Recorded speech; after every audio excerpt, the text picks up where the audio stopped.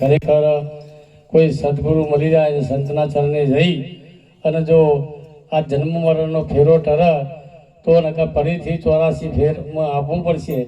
એના કરતાં ખરેખર કોઈ સદગુરુ મળી જાય તો આપણને બાકી હોય તો જઈ અને કંઈક ભોમી લેવું જોઈએ. સદગુરુને વાણીને સ્વીકારી અને પરમાત્મા કોણ છે ને આપણે કોણ છીએ, આપણામાં પરમાત્મા કેવો છે, કેવો છે, હું કોણ ને પરમાત્મા કેવો, એ વાતને સમજી લેવાની જરૂર છે. ખરેખર અહીંયા નિરોધ સંપ્રદાયનું જ્ઞાન એટલે અદ્વૈતનો સિદ્ધાંત છે, પણ જે વસ્તુ છે એ ખરેખર અમૂલ્ય વસ્તુ છે ને એ આપણને બધાને અદ્વૈતનો સિદ્ધાંત એટલે અદ્વૈત એટલે એક જ થાય ને દ્વૈત એટલે બે થાય. એક જ પરમાત્માની વાત આપણને દરેક સંતોએ જુદી જુદી રીતે જુદા જુદા કોઈ ગદ્યમાં પદ્યમાં ને કોઈ વાણીથી ને કોઈ સત્સંગથી પણ વાત એક જ પરમાત્માની કરી છે. એ પરમાત્મા એવો કોઈ આવે નહીં જાય નહીં એવો પરમાત્મા. અને આપણે કોઈ આત્મા કોઈ પરમાત્મા કે કોઈ તત્વ કે એ પરમાત્મા નિર્લિપ છે, એને કોઈ આવતું નહીં જતું નહીં, નહીં બહાર નહીં પોણી પલારે નહીં વાયુ સુકવા નહીં, એવું તત્વ છે કે જેના કોઈ નિર્લિપ તત્વ છે. એથી એ વાત તત્વને ખરેખર જોડવાની જરૂર છે.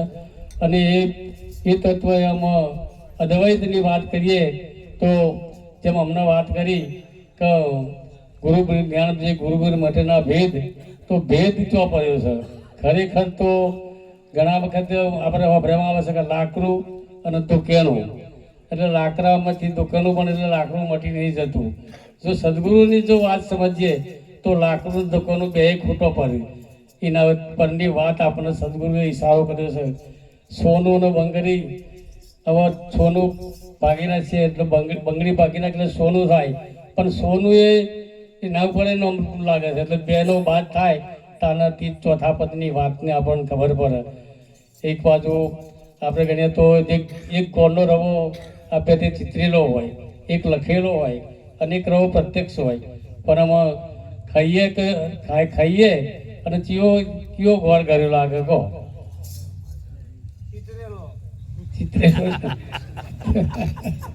ચિતરેલો ના લાગે, દોરેલો ના લાગે. અને જે પ્રત્યક્ષ રવો એના મોઢામાં મૂકો તો કેવું લાગે? ઘરે લાગે? ઘરે લાગે?